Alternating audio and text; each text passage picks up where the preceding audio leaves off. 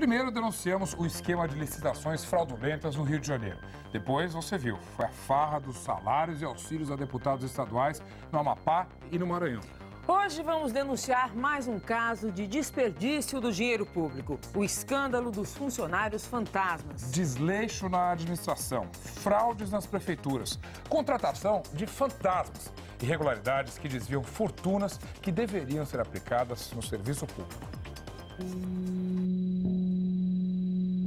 Cuidado, há fantasmas aqui. 450 funcionários públicos estão enterrados em cemitérios de Pernambuco. Os nomes deles aparecem numa auditoria do Tribunal de Contas do Estado. Durante 2 anos, os auditores estudaram as planilhas de pagamento dos municípios pernambucanos. A conclusão é de que só nesse período, de 2009 a 2010, foram desperdiçados 300 milhões de reais em dinheiro público. Mais de 2 milhões de reais gastos em nome de gente que já morreu. No levantamento do TCE, o Recife aparece com o maior número de casos, 65. E o pior é que os fantasmas não estão só nos cemitérios.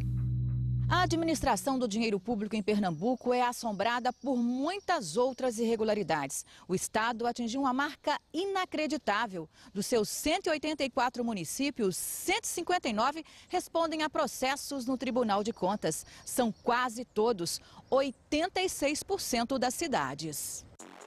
Município de Verdejante, no sertão pernambucano. No período investigado pelos auditores, a folha salarial da prefeitura traz o nome de Severino Dantas de Sá.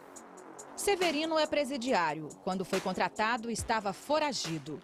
Ele cumpria a pena de 7 anos de prisão por tráfico de drogas em Brasília, em regime semiaberto. Em agosto de 2008, ele fugiu do presídio e só voltou 2 anos depois, quando foi recapturado pela polícia. Transferido para Salgueiro, a 35 quilômetros de Verdejante, Severino confirmou que foi funcionário público.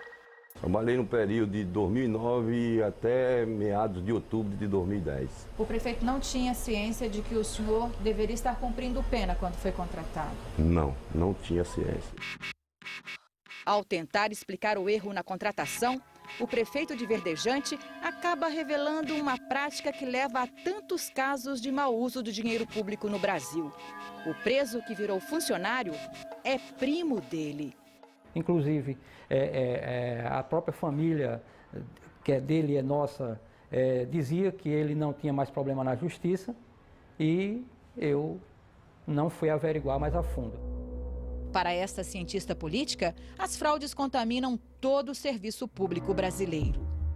Você está esfregando na cara do funcionário público que trabalha que ele é um idiota, que ele é um trouxa, que outros mais espertos que ele estão ganhando salário e não estão trabalhando. Em Belém, o Ministério Público investiga desde o ano passado a contratação de fantasmas pela Assembleia Legislativa do Pará. Nós já detectamos, neste primeiro momento, no primeiro levantamento, perto de 100 funcionários fantasmas. O prejuízo já chega a 20 milhões de reais. Funcionários da Assembleia estão entre as 40 pessoas denunciadas.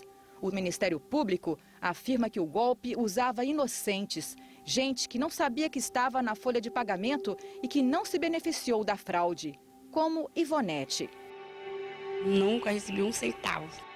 Ela está desempregada, mas na folha da Assembleia, Ivonete era assessora especial e recebia mais de 10 mil reais por mês.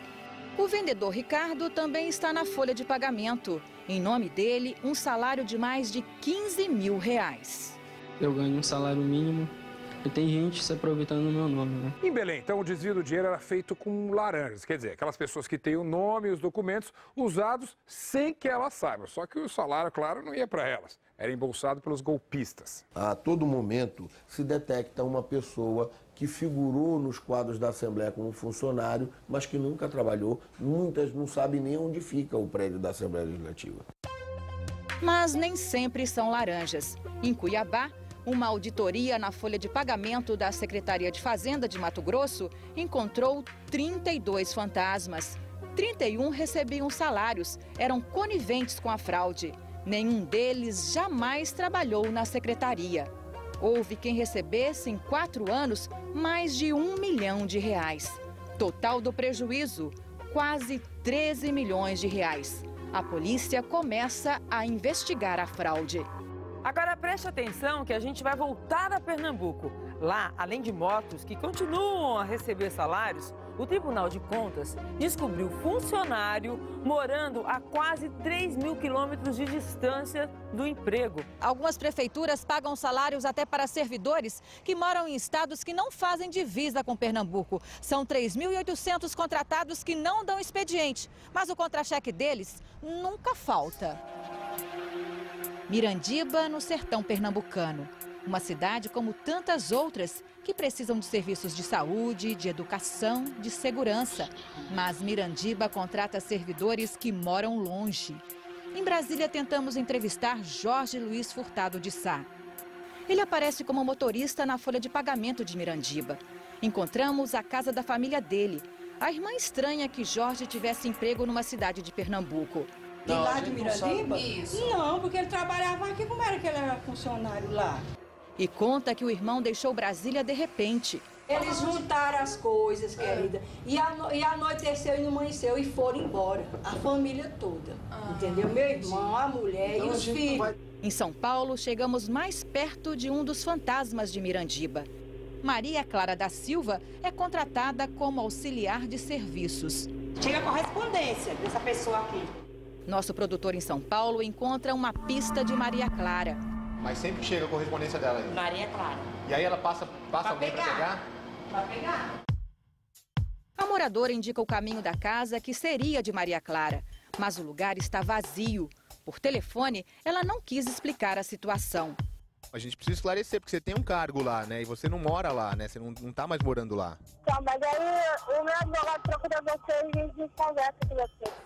Em Mirandiba, descobrimos que a mãe de Maria Clara trabalha no lugar dela. Ela adoeceu lá e está lá, mas ela vem logo. E eu trabalho e recebo dinheiro. Bartolomeu Tiburtino é prefeito de Mirandiba desde 2009. Ele diz que as irregularidades começaram antes da gestão dele.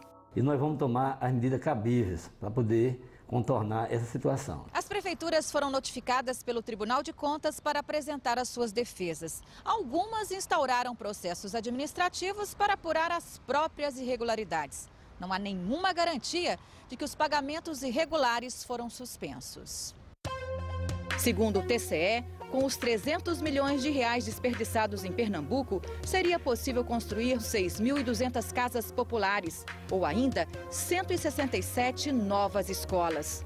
Nós já denunciamos isso ao Ministério Público. O Ministério Público vai estudar e ver os indícios de improbidade e os indícios de crime em relação a essas questões e, efetivamente, nós vamos solicitar de forma firme a devolução desse recurso pelos responsáveis. Cuidado, os fantasmas não estão só nos cemitérios.